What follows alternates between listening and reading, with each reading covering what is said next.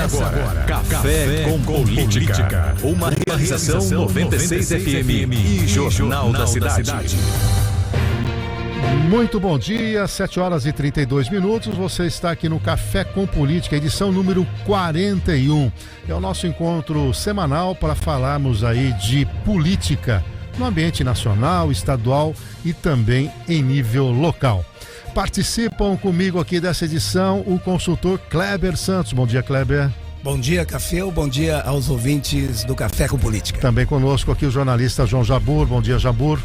Bom dia, Café. Bom dia, amigos da bancada, ouvintes, telespectadores. Ricardo Bizarra, bom dia para você. Bom dia a todos. E mais um Ricardo aqui na mesa hoje. 2 Ricardos aqui.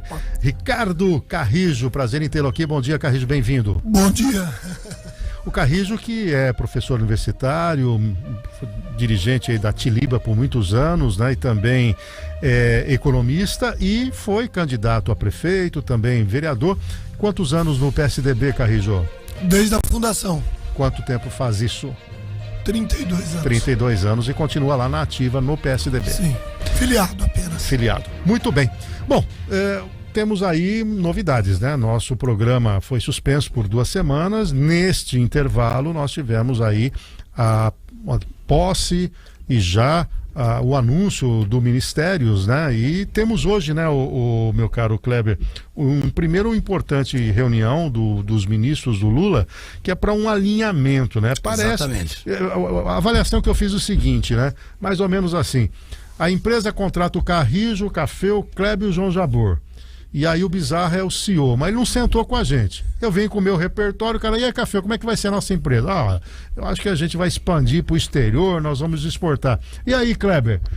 Eu acho que nós vamos trabalhar aqui. Aí o João Jabbour, o Carrijo, aí o CEO fala, peraí, nós não combinamos isso ainda, né? Deu esse ruído. Hoje é um alinhamento, Kleber? Exatamente, Café. A intenção, a pauta dessa reunião de hoje, um dos itens importantes é justamente barrar essas divergências públicas que estão acontecendo entre os ministros, né? Como você falou, o exemplo foi bem colocado, como também um time de futebol que também começa um campeonato bem desentrosado e durante o jogo tem que ir ajustando.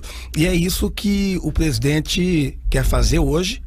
Aconteceram divergências demais e que não é muito novidade não, que é justamente até porque são 37 ministros, cada um vindo de um lugar, de um jeito, e é uma ampla composição, então precisa realmente dar esse tom, como é que é o ritmo do jogo. Além disso, outro item importante dessa pauta é a cobrança dos ministros em relação ao que eles vão fazer nos primeiros 100 dias de governo. Isso está na pauta da reunião de hoje. E por que acontece isso? Essa questão dos 100 dias de governo é uma tradição americana. Isso começou lá nos Estados Unidos em 1933. O presidente Roosevelt enfrentou uma situação bastante difícil nos Estados Unidos e em 100 dias ele editou mais de 70 novas leis, organizou a casa e deu um exemplo. Ele tudo que tinha de complicado ele resolveu a situação, aquela crise americana. A partir de 1933 virou uma tradição mundial. Essa questão, quando a gente fala dos 100 dias de governo, é prefeito que faz isso, governador, presidente da República, o Lula quer fazer isso. Ele quer nos primeiros 100 dias de governo já fazer uma bela prestação de conta. Na outra vez, no outro governo, a gente teve a questão do PAC. No último governo dele, o PAC foi anunciado nos primeiros 100 dias. Muito bem, Carrijo, você esperava essa ampliação no número de ministérios? O governo Bolsonaro funcionou com 23, né? O Lula acabou para acomodar, inclusive, a questão política, ampliando para 37. E nomes da velha política, imaginava que seria uma versão renovada, mas alguns falam Dilma II, outro repetindo, inclusive, ministros do primeiro mandato. Como é que você avalia esses primeiros dias aí de Lula no poder? Bom, Café, em primeiro lugar, bom dia a todos. Obrigado pela oportunidade. Desculpe a rouquidão, mas é óbvio que era esperado. Primeiro, não é um time de futebol. São 3 times e mais alguns reservas. 37 ministérios, 3 times de futebol. Então a dificuldade para articular tudo isso é complicado, sem dúvida alguma. Agora, o país sai de uma eleição fortemente polarizada, não resolvida ainda, há ainda uma certa ressaca dos eleitores que votaram em Bolsonaro. Há uma expectativa muito grande do mercado financeiro. Eu acredito que esses 100 dias serão para baixar a poeira, né? Vai haver necessidade de alguns ajustes nesses 3 times de ministros e, obviamente, alguns temas eu acho que na campanha já ficaram muito claros. Questão com a preocupação ambiental já ficou bastante evidente. Na área econômica ficou uma situação mais política do que técnica, você sabe bem disso, Caféu, nós como economistas sabemos bem disso. E na questão social, eu acho que é o grande desafio que o governo tem pela frente. O país passou por uma crise enorme, devido à pandemia, evidentemente, crise social, crise econômica, e acho que 100 dias não serão suficientes para que a gente construa um plano de longo prazo. Eu não penso nessa palavra que eu vi, reconstrução. O Brasil vinha, de certa forma, ajustado. É óbvio que havia discordâncias sobre o estilo de governar do Bolsonaro, o estilo pessoal. Mas a economia, com Paulo Guedes, vinha caminhando razoavelmente. Eu acho que é dar continuidade a esse trabalho. Ô Jabor, e lembrando, o slogan, né, do governo é união e reconstrução.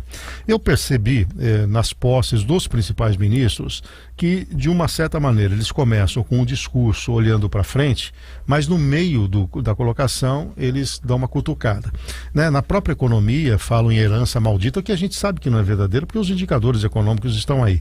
É uma certa autodefesa, né, de olhar para trás, criticar para dizer que vai ter o novo? É uma necessidade, ao meu ver, Caféu, de dar satisfação ainda para o eleitorado, de dizer e garantir que vai cumprir as promessas e a linha de campanha que venceu a eleição, que é uma linha mais à esquerda, nem tanto assim, mas é uma linha diferente da linha do governo anterior. Então eu acho que assim, tem muito de jogo de cena agora, mas como o Carrijo disse, a economia e os fundamentos econômicos e as instituições que lastreiam tudo isso são sólidas. Eu acho que dificilmente o Lula, por mais que tenha um perfil diferente de governar, vai poder interferir tanto assim, embora tenham esse direcionamento, essa coisa do intervencionismo na economia, né, do Estado inchado, forte, entre aspas. Eu acho que dificilmente vai haver grandes mudanças em algo que, como o Carrijo disse, tá bem colocado, né? Os indicadores macroeconômicos, enfim, a economia do Brasil caminhou de certa forma paralela à convulsão, à turbulência política. Agora, eu achei interessante nesse início, o Caféu, e ontem a posse da ministra, a Simone Tebet, do Planejamento, confirma o seu questionamento inicial, com aquele jeitão sincerão dela. Eu acho interessante e talvez um tanto quanto perigoso essa área econômica ser gerida por uma ministra de corte liberal, bastante liberal, né? E um ministro que é o Haddad da economia, social-democrata, vai. Porque e dois advogados. Exato.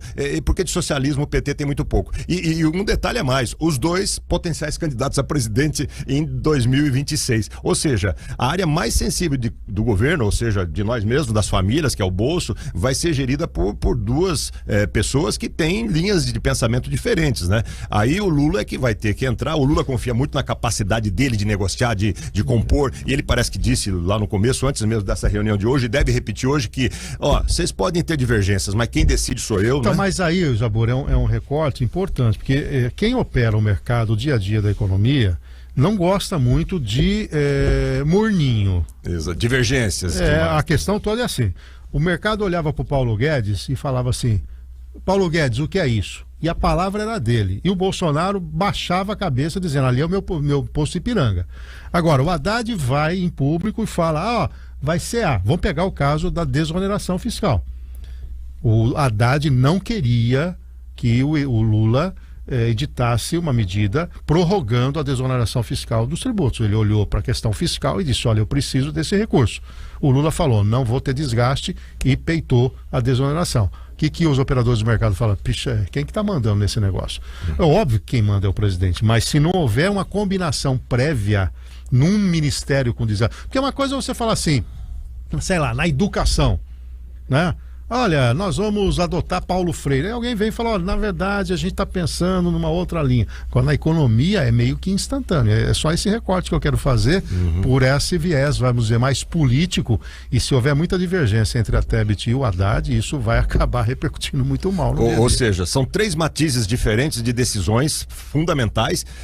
Você observou bem, então dá para acrescentar o Lula, não é só a dicotomia entre a Tebet e o Haddad. Tem e nenhum dos 3 é técnico? E nenhum dos 3 tem muitas semelhanças na forma de pensar e de agir. O Lula é um populista, é uma linha social-democrata, mas populista também. E quer decidir, quer ter a caneta e quer ter poder de dar a última palavra. E tem, né? Obviamente, é o presidencialismo. Então, eu acho isso um tanto quanto perigoso, porque mais do que curioso, porque isso vai mexer com a vida de todos nós, né? É isso. Agora, Kleber, união e reconstrução é um caminho?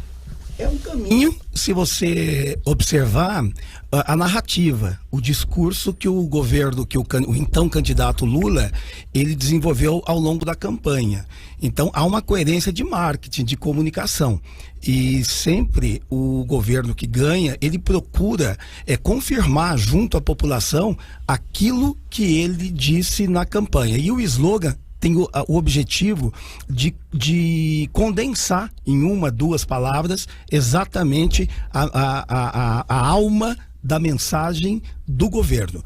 Então, não sei se está aí na tela, união foi escolhida a princípio, sou até estranho, porque o país está polarizado, está dividido, mas ele é real em relação aos partidos e políticos. Estamos projetando agora a logomarca que introduziu o vermelho nela, né? Exatamente. No B tem o vermelho e também no S. Isso, as cores escolhidas são verde, amarelo, azul, cinza, né? E também a cor vermelha.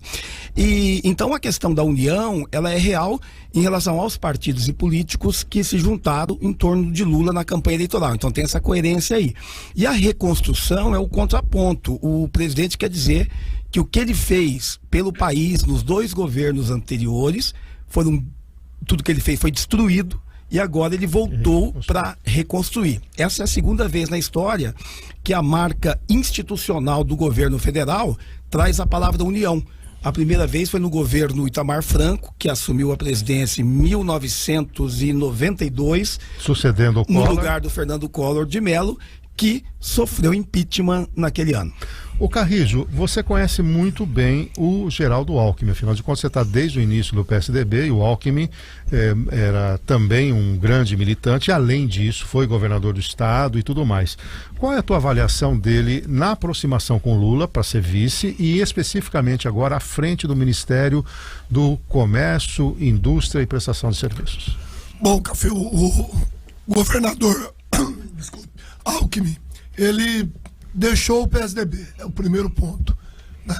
Foi uma pena para o PSDB, era um bom quadro. Ela assumiu uma postura de ir ao PSB, se juntar ao governo Lula. Eu acho que ele poderá dar uma boa contribuição.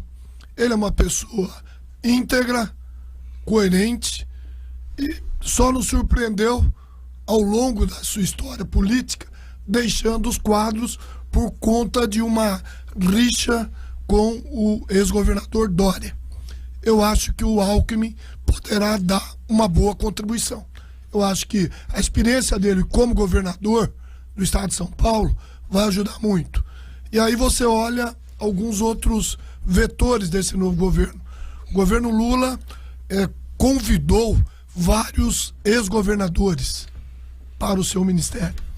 Eu acho que o Alckmin é o que tem o melhor preparo do ponto de vista de governança para dar um tom de maior tecnicidade ao governo do Lula. Então, no discurso dele nessa semana, eu prestei atenção no discurso que ele fez. 30 minutos de discurso. Ele colocou 2 pontos importantes. Nós vamos cobrar, né? reforma tributária, que se fala há muitos governos e não se faz.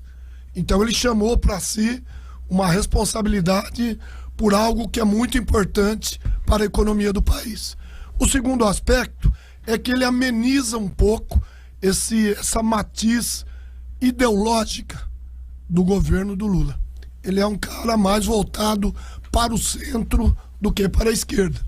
Então ele, de certa forma, eu acho que vai dar uma contribuição positiva. Eu lamento, como membro do PSDB, que ele tenha deixado o partido por questões tão pequenas quanto a rixa com o ex-governador João Dória. Quer completar, Kleber? Ô, Carrijo, como é que você se sente como tradicional do PSDB, com a presença do Alckmin lá? Você está dizendo que ele vai trazer algumas coisas boas e tal. A minha pergunta é, você se sente representado, o PSDB se sente representado no governo Lula com a presença do Alckmin lá, ou é uma decepção o Alckmin está num partido que o PSDB sempre foi extremamente contra e que sempre criticou muito? Eu quero completar apenas aqui com a participação do Vinícius Canai, que como a bancada enxerga, né? Ele pergunta como a bancada enxerga os posicionamentos de figuras como Alckmin e Pedro Tobias. Sim. Bom, eu particularmente me sinto um pouco decepcionado, porque eu imaginava que o candidato do PSDB a presidente deveria ter sido o Eduardo Leite. Desde lá do início. Houve uma prévia interna, houve uma disputa acirrada.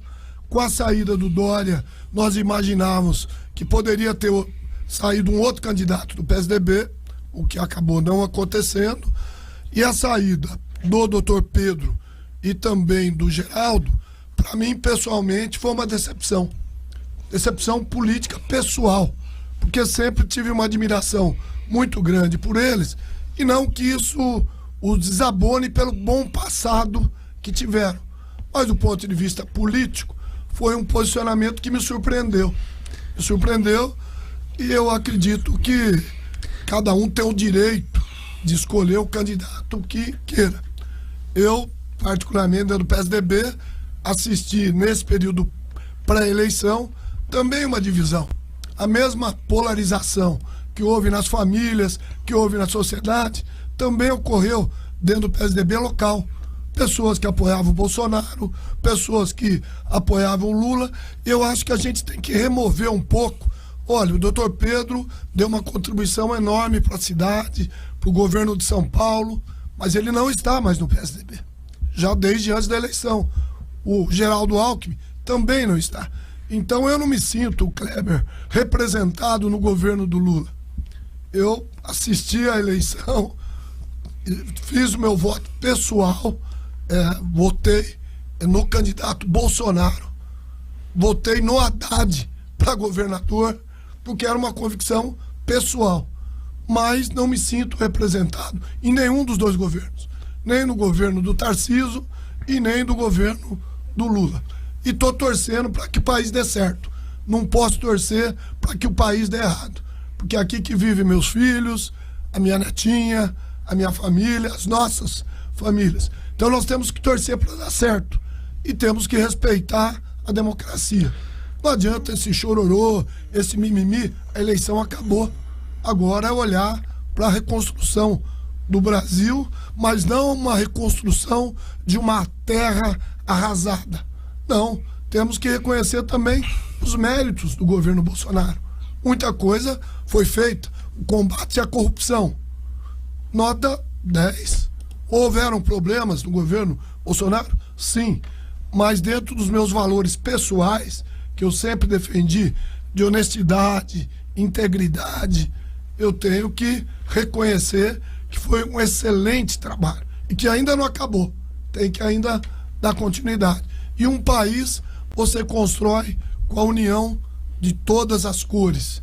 Então, eu não vejo nenhum problema de ter acrescentado um pedacinho de cor vermelha. Eu não gostaria de ter as cores do meu país mudadas de verde, amarelo, azul e branco para vermelho. Mas também não posso imaginar um país onde você só tenha algumas cores e nem todas representadas. É que aí é uma alusão à bandeira brasileira, né? Essa aqui é a questão que se questiona, né? Mas dentro do país você tem também pessoas que pensam diferente, que precisam ser respeitadas. O Marivaldo Drone manda um abraço para você, viu, o Carrijo, e o Rodrigo Tamarossi foi nosso aluno lá na faculdade, 2 professores deles, né, que gostam muito.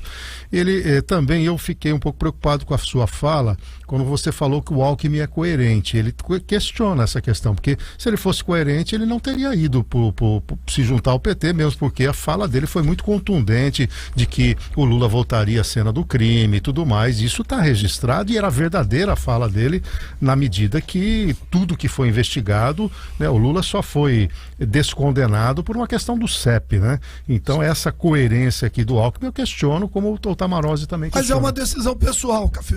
Você tem a sua decisão pessoal, ele teve a dele. É difícil cobrarmos coerência de uma pessoa. Não, ele só falou sobre a sua fala da coerência. Foi isso o questionamento aqui, que ele foi coerente. Na visão de quem avalia criticamente a decisão do Alckmin, ele foi incoerente. Mas isso não desabona sim. do passado de construção que ele teve. Fez muita coisa boa. Sempre foi um cara correto, íntegro.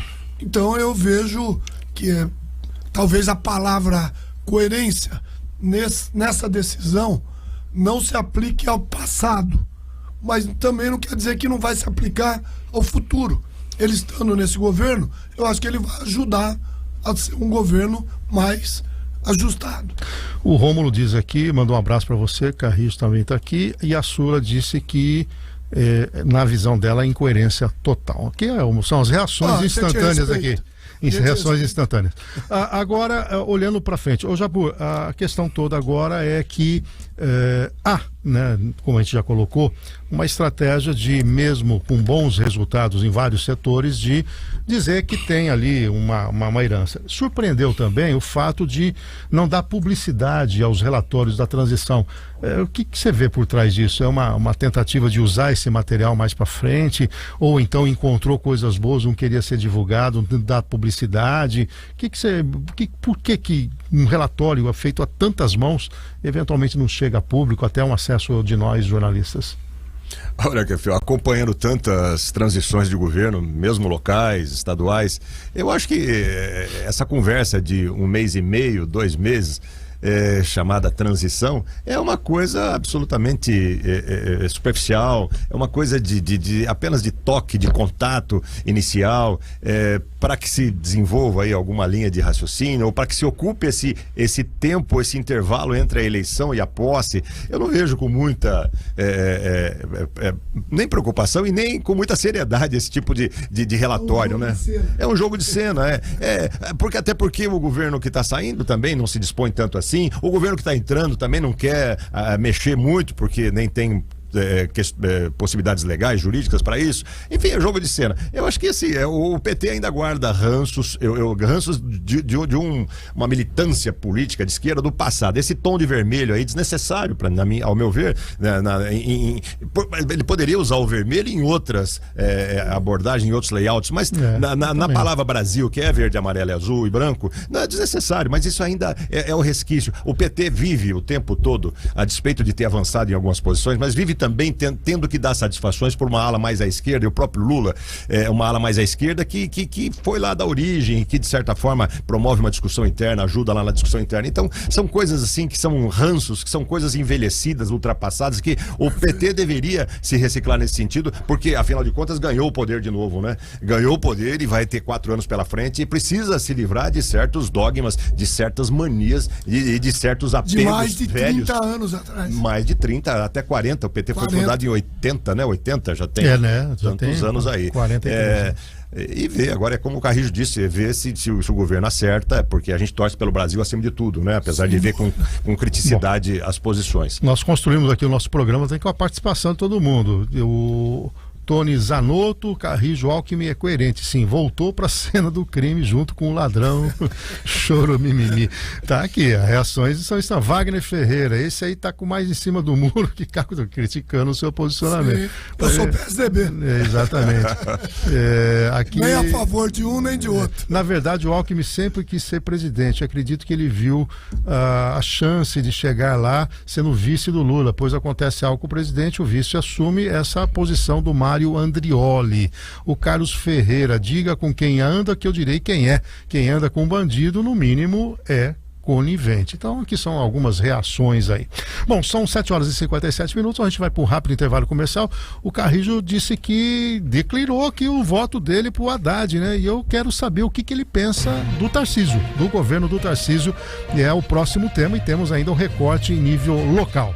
Café com Política recebe hoje Ricardo Carrijo, que é professor universitário, economista, já foi candidato a prefeito de Bauru, vereador também, é atuante ali do PSDB. Temos na bancada o consultor Kleber Santos, o jornalista João Jabur e também o jornalista Ricardo Bizarro. Eu sou Reinaldo Café. Antes da gente entrar na questão do Tarcísio, no intervalo a gente falava aqui do papel do Ministério da Economia, né? E o próprio Jabur aí indagou sobre 3 questões. Eu vou colocar aqui luz aqui para a gente tentar entender.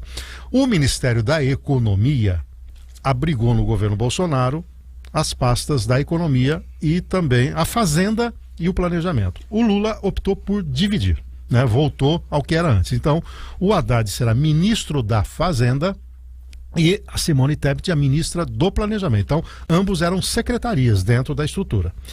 Então, o Ministério do Planejamento é que cuida da responsabilidade fiscal, né? Olha, o orçamento de arrecadação, gastos públicos e execução orçamentária. É aquela que vai deslocar, vai contingenciar. Olha, nós não estamos cumprindo aqui o mínimo previsto do ponto de vista da legislação para a saúde, para a educação. É aquele que vai fazendo o tom técnico. O Ministério da Fazenda é o que dá o tom para a economia, quer dizer, os indicadores macroeconômicos. E vou acrescentar uma variável aqui de um setor, que é o Banco Central Brasileiro. Antes, o que acontecia de ser autônomo e independente? O governo de plantão, o presidente de plantão, dizia o seguinte, Kleber Santos será o ministro da Economia e o João Jabur vai ser o presidente do Banco Central, ambos alinhados e nomeados. Aí houve uma mudança na legislação, o Banco Central Brasileiro passa de só autônomo, passa a ser também independente. Mandato não coincidente com o do presidente da República. Em resumo, Roberto Campos Neto, que foi indicado por Paulo Guedes, que foi avalizado pelo Bolsonaro, continua no governo, entre aspas, e o ministro da Economia ou da Fazenda não tem o que fazer, porque ele tem autonomia e independência. E o que cuida o Banco Central? De 2 questões muito importantes. A política monetária, quer dizer, juros, crédito, etc., e a política cambial, além de zelar pelo sistema. Isso quer dizer o seguinte, câmbio flexível. E por vezes ele é um bombeiro, ele tem que apagar fogo. A política fiscal, que é hoje a grande preocupação, é a que mais pode afetar os indicadores macroeconômicos, né? Um governo gastador, aumenta a liquidez do mercado, gera desconfiança, tem que emitir título público, tem que ter juros mais altos, por isso até que é a projeção de juros. Então nós vamos ter 3 figuras importantes e que nem sempre vão conversar entre si. Simone Tebet de um lado, Fernando Haddad de outro e Roberto Campos Neto no outro. É o Alckmin a essa altura, né? O desenvolvimento, comércio, indústria. Que aí precisa do BNDES, que está com o Aloysio, porque as políticas de longo prazo dependem muito de recursos de longo prazo e o grande banco fomentador disso e eu não descartaria também, não tiraria dessa equação o papel do Banco do Brasil e da Caixa Econômica Federal. Então você tem BNDES, Banco do Brasil, Caixa Federal, Ministério do Planejamento, Ministério da Fazenda e um Banco Central. Se eles não se alinharem, a política econômica do país fica à deriva. E esse vai ser o grande desafio. E diria mais, tudo isso com uma ordem do chefe do Lula, que é a seguinte: coloquem o pobre no orçamento federal. Ao mesmo tempo, tem que observar a gastança, o teto fiscal.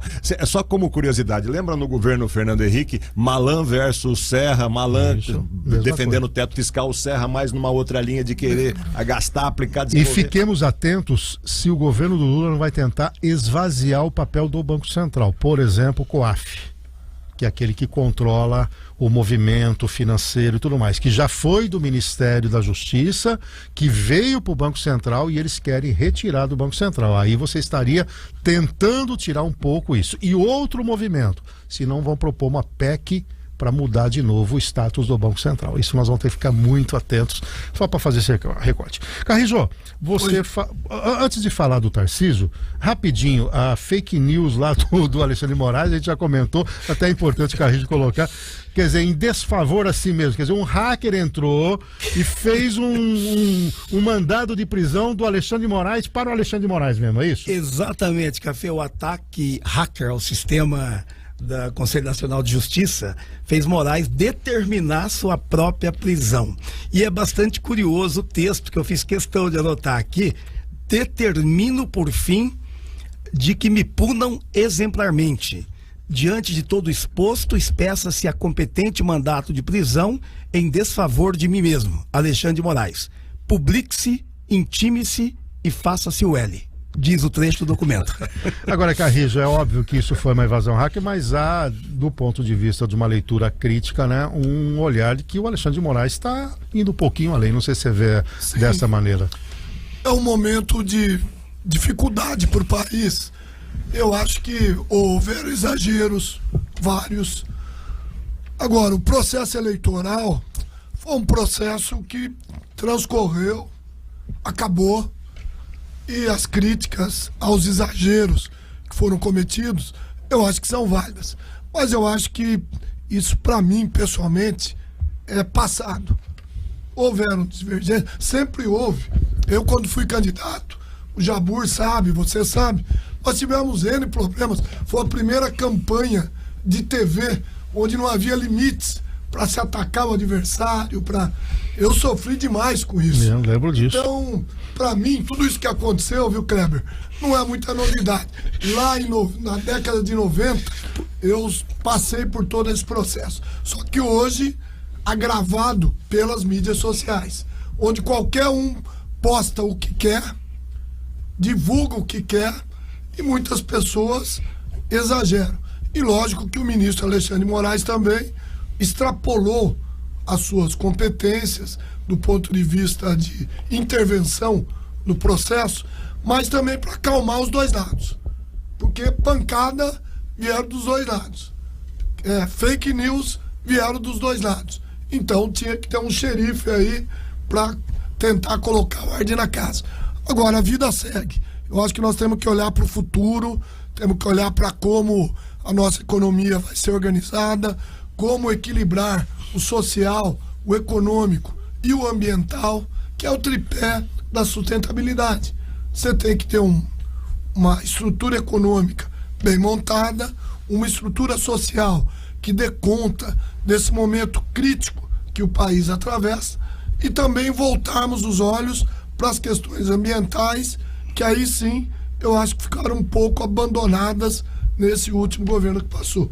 Então é esse equilíbrio do social, econômico, ambiental que todos nós temos que buscar e torcer para dar certo, que o país é de todos nós. Lembrando que o Alexandre de Moraes tem extrapolado, inclusive interveio aí em 3 jornalistas, né? O Alan dos Santos confiscou inclusive a conta e as redes sociais, conta pessoal do Constantino, suprimindo inclusive o uso do seu passaporte, do Paulo Figueiredo, que é neto inclusive do Figueiredo, né, o militar, né, do João Figueiredo, e uma imposição sem notificação, sem seguir o rito do processo, sem a possibilidade do contraditório e de um juiz que sequer ouviu o Ministério Público. Então, na minha avaliação, é muito além do que o normal aí. Mas, enfim, tá aí.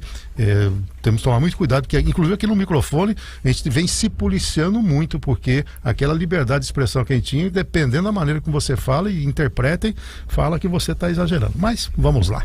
Bom, Carrijo, aproveitando então, você disse então que você entendia que para o governo do estado o Haddad seria melhor e venceu o Tarcísio. O Tarcísio vem do governo Bolsonaro, que você gostou do governo Bolsonaro, tanto que votou nele, e o Tarcísio vinha com um handicap aí, com uma vamos dizer, uma história de um realizador de infraestrutura. E o Estado de São Paulo sempre teve também esse encaminhamento, né? Podemos não gostar do Maluf, mas a marca do Maluf era fazer obras, né? Depois vem o Covas, depois o Montoro e tantos outros aí que se sucederam no governo do Estado. E ele tem um perfil muito parecido com o que o paulista gosta.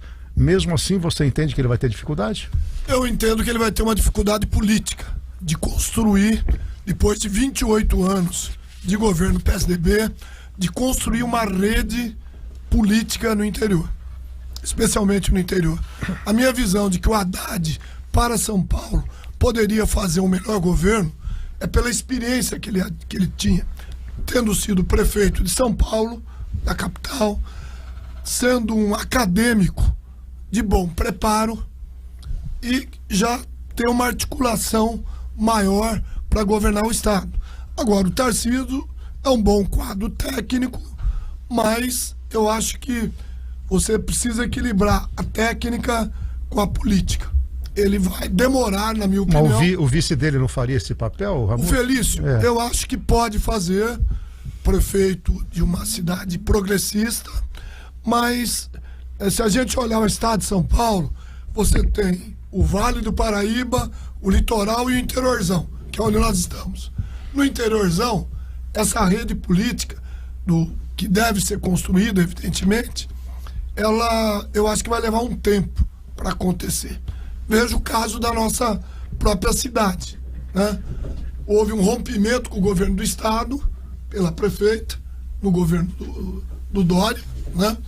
Houve um distanciamento por falta de deputados locais e nós dependemos do estado também. Mas agora é do partido da prefeita, o Marcos Bilancieri é do próprio partido, diz que vai trabalhar para uma aproximação, quer dizer, para Bauru me parece que o Tarcísio é o melhor nome do que o Haddad, mesmo porque a prefeita se declarou bolsonarista, né? Não, eu vejo de uma maneira diferente, Cafio. Eu acho que, por exemplo, a postura do Marco Bilancieri, que é nosso colega de trabalho, sim, acompanha o trabalho do Marco há muitos anos, um excelente prefeito lá em Boracé, ele está apenas começando. O Marco teve em Bauru 1.600 votos, 1.652 para ser exato. É uma liderança nova. Mas com quem as lideranças políticas da nossa cidade se conectam com o Tarcísio? Pode ter Temos uma um deputado... Mas a isso prefeita, não teria... a prefeita sim.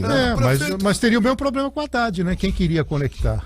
Não, se fosse o Haddad. Você teria a Estela Almagro aqui na Câmara. Mas o republicano está ali também na Câmara. Muito maior, politicamente eu estou falando. Então eu acho que isso vai levar um tempo. E dar continuidade ao trabalho, eu também achei. Aí vamos voltar à conversa inicial. Olha, o secretariado do Tarcísio. Qual o único partido que ficou de fora? PSDB. PSDB ficou de fora. Um partido que vinha há 28 anos trabalhando na máquina administrativa do Estado. Bom, mas não é uma ruptura? Não é uma ruptura? Rompeu com o passado. Rompeu com o passado. E formou um time ou 3 times, como queiram, acho que são 27. 25, acho. 27 meninos. Também que é uma coxa de retalhos. Então o mesmo problema do governo federal vai se repetir no governo de São Paulo. Juntou-se vários, gente que veio de Brasília. Mas uma boa parte técnica, né? Técnica, mas política também. Se você olhar o perfil do secretariado, ele também teve que pagar a conta com os partidos que o apoiaram. Então isso é um processo natural em qualquer transição. Quando você monta um governo novo, você tem que pagar a conta, como disse bem o Kleber, escolhendo os secretários, e agora, gradativamente, as coisas vão acontecer. Vou torcer para dar certo. Não é porque eu não votei no Tarcísio que eu torço para o governo dar errado. Eu acho que o Tarcísio vai dar sua contribuição, tomara que dê certo, mas o meu voto foi um voto pessoal. Perfeito. Aqui tem uma participação. Pois não. Só que o João Ribeiro, ele também entende que o Haddad seria melhor que o Tarcísio, né? Tá aqui. Pois não. Não, eu só queria acrescentar, olhando por um outro lado, por um outro ângulo, né? O próprio Tarcísio, o Haddad também. Eu acho que dos dois grandes movimentos aí que polarizaram o país, eu acho que são os dois melhores quadros. Para mim, eu não sei a opinião de vocês, o Tarcísio foi o melhor quadro surgido dessa onda conservadora do bolsonarismo que governou o Brasil. Talvez o Paulo Guedes, muita gente gosta dele, e algum outro que vocês possam acrescentar. E o Haddad, pelo lado do PT, é aquele que passa a maior firmeza e credibilidade, né? Mas quem ganhou foi o Tarcísio. E eu acho que o Tarcísio tem qualidades para costurar. Ele é um cara de bom senso, é um cara que é comedido numa medida até interessante, né? Apesar de manter uma certa lealdade e fidelidade com o Bolsonaro, até declarou recentemente, mas acho que o Estado não ficou desabrigado, desassistido, não. E Bauru, vamos ver, vamos acreditar que a Suelen vai ter a capacidade de articular e de se aproximar dele de uma forma que seja bem mais produtiva do que o que você falou, né? Foi uma equação de sinal trocado. Exato. Na minha opinião, o Tarcísio seria um ótimo candidato a presidente da República, já nessa eleição. Sim. E acho que ganharia até com facilidade. Talvez, não tem esse carisma ainda, né? Mas pode ser um bom quadro lá. Como é que você vê aí o secretariado, o Kleber, e esses primeiros dias aí do Tarcísio? Então, como a expectativa, né, do Estado inteiro em relação a isso é justamente porque a composição técnica, estamos vendo aí muitos secretários técnicos, né? Então isso, até porque o Tarcísio não tem uma base no estado de São Paulo, não tem essa história, não tem quadros no estado de São Paulo. Ele está contemplando técnicos e vai precisar muito de alguns acertos políticos, porque estamos numa democracia e é importante que a Assembleia Legislativa esteja afinada, então quer seus representantes. Eu acho que eu acredito que ainda não é um secretariado muito definitivo, na minha opinião. Eu acredito que vai ter composições ao longo do tempo, até para ter essa governabilidade mais tranquila. Eu creio que isso pode mudar bastante ainda. Com relação a Bauru, eu acho que a cidade tem uma grande oportunidade nesse momento.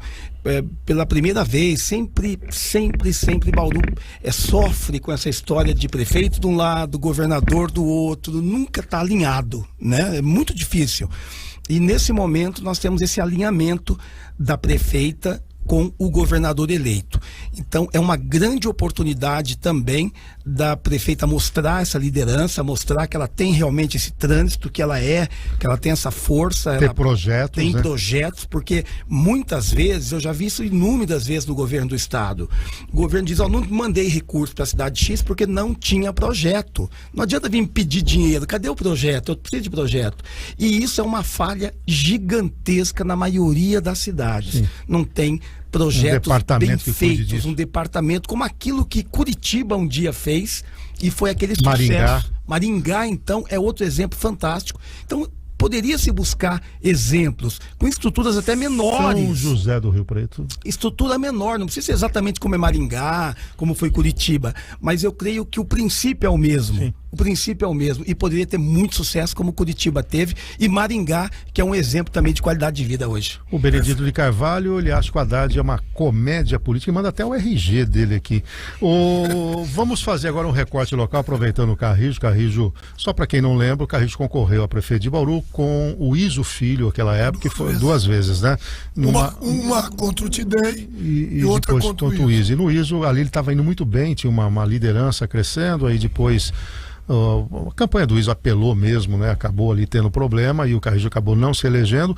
E na minha avaliação, viu, Carrijo, vou falar em público aqui, que eu participei diretamente com você naquela época. O PSDB não soube te aproveitar depois, porque você era uma grande liderança, e aí os cacicões lá, você sabe muito bem, puxaram o teu tapete. Você era um potencial candidato a deputado estadual, optado pelo Roberto Bueno, e aí você acabou ali, né? Apesar da sua fidelidade ao partido, tem esse recorte que a gente tem que trazer aqui a público. Isso foi na década de 1990, muitos que estão nos ouvindo não tem esse histórico. Agora, Carrijo, nós estamos debatendo aqui e trouxemos já o Rodrigo Mandaliti, que disse que estuda uma eventual candidatura, trouxemos o Carlos Braga, que diz que se tiver apoio pode ser uma liderança a ser despontada, tem a própria Suelen, a gente não descarta alguém do PT, porque agora é governo federal. Raul. Tem o doutor Raul também, que é uma outra potencial, e saiu até o nome do próprio Iso Filho, o JC trouxe nessa semana, né? Isso, ele se articularia nesse sentido, porque estaria, em tese, livre já de pendências jurídicas, né? Tem o Coronel Meira também, né? E o Meira também, aí também. E aí, Carrijo, é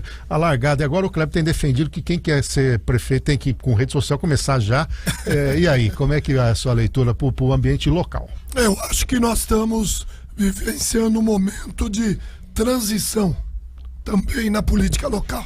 Surgiram novas lideranças, a Suelen é uma liderança nova, porém também sem uma rede local, a exemplo do Tarcísio, que pudesse dar uma maior amplitude social para o seu governo. Montou uma equipe técnica junto com as pessoas do seu relacionamento, pessoas que não tinham tanta familiaridade com a cidade, trouxe alguns técnicos locais, está tentando fazer um bom governo. Eu acho que ela tem se esforçado, mas o ritmo precisaria ser um ritmo mais intenso. Faltam projetos, e aqui, Kleber, você lembrou bem, o Café também, projetos dependem de capacidade técnica. Nós temos aqui em Bauru o Centro Técnico de Inovação, que funciona lá dentro da Unesp. Nós tivemos no final do ano agora, no dia 15, uma reunião com a presença de praticamente todas as universidades de Bauru. São mais de uma dezena. Unisagrado, IT, FIB, Anhanguera, Uniesp, Unesp, Fatecs. Todo esse potencial nesse centro de tecnologia poderia ser melhor aproveitado. O trabalho do CODESE, que foi um trabalho maravilhoso, que deu diretrizes, também poderia ser melhor aproveitado. Então acho que está faltando um pouquinho ao governo da Suelen se apropriar dessas propostas já existentes e integrar mais esse ambiente acadêmico que já existe na cidade. Nós somos uma cidade acadêmica, a exemplo de São Carlos, de Campinas, de São José dos Campos. Então, projetos, para você construir projetos, você precisa de técnica. E as técnicas estão dentro das universidades. Agora, o quadro político, eu acho que o Iso já teve o seu momento na história de Bauru, já foi prefeito 2 vezes, já teve o seu espaço. Nomes novos que surgem, o Coronel Meira, que está aí fazendo um bom trabalho na Câmara, você tem o Carlos Braga, o Mandalite, são nomes novos que vão surgindo e, obviamente, para qualquer candidato se viabilizar, ele precisa estar integrado com os anseios da comunidade. Então, todos esses têm seus méritos, mas não é só a rede social que vai eleger. É o dia a dia de trabalho, de se aproximar dos diversos grupos, das diversas carências que a cidade tem e ajudar a construir uma base política e técnica para poder se apresentar como candidato. São bons nomes. Perfeito. Todos eles são bons nomes. O João Ribeiro, fazendo uma correção, ele esqueceu de pôr uma vírgula, ele não acha o Haddad melhor que o Tarcísio. Eu tinha falado o contrário. E olha só, o Jabur, saiu uma notícia, né, da eventual interesse da prefeitura pelo Coronel Meira da compra do Colégio São José, que é um valor de 45 milhões aquele imóvel. Então tem uma nota aqui, acaba de chegar da prefeitura, então eu vou ler aqui.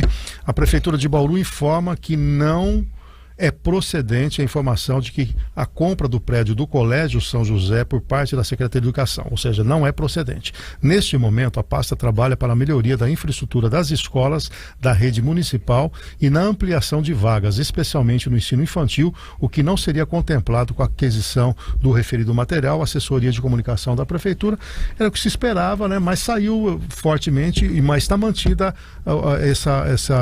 esse encontro público, né, com o Meira para discutir um pouquinho a questão da pasta da educação. Sim, uma reunião pública semana que vem, dia 12, e nós questionamos o Meira sobre essa negativa da prefeitura. O Meira mantém sua posição, diz que falou com um corretor de imóveis que esteve no Colégio São José junto com representantes da prefeitura. Então ele mantém a reunião em função dessa informação que ele garante que é segura. Kleber, e aí?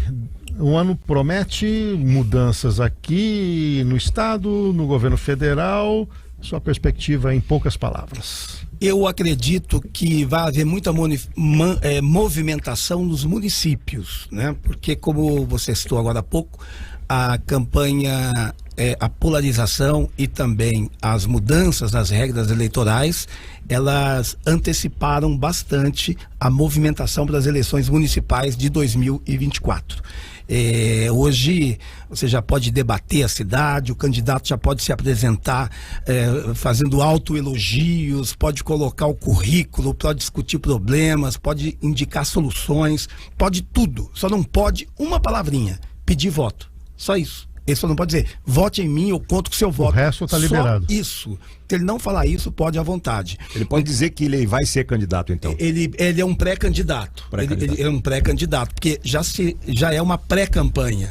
Que é antes da campanha, tudo que acontece antes da campanha. Então, na verdade, terminou uma eleição, tomou posse, a oposição, quem for, já pode começar a discutir. Então, isso é uma grande mudança, uma grande diferença, e que por isso está se movimentando bastante, estão se movimentando os bastidores. O ano promete, né, Jabor? Promete. Holofotes no município agora e vamos em frente. Rapidinho, em 30 segundos, novidade, Jornal da Cidade, na edição domingo, é isso? Isso, super edição de final de semana agora, agregando as edições de sábado e domingo numa só, com muita novidade. Tá hoje bem explicadinho lá no jornal e a gente vai divulgar bastante ainda. Ricardo Carrijo, obrigado aqui pela presença. Estreou aqui no Café com Política. Seja muito bem-vindo em próximas vezes. Muito obrigado, Café, obrigado. Parabéns ao Jabur, que entrou pro time na carteirinha da Endurb, né, Jabur? Já tirei. 62 anos ontem, parabéns.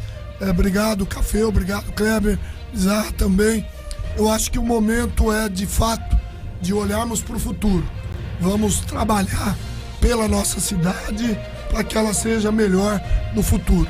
Então, vamos em frente e que 2023 seja de muita luz, muita saúde para todos nós.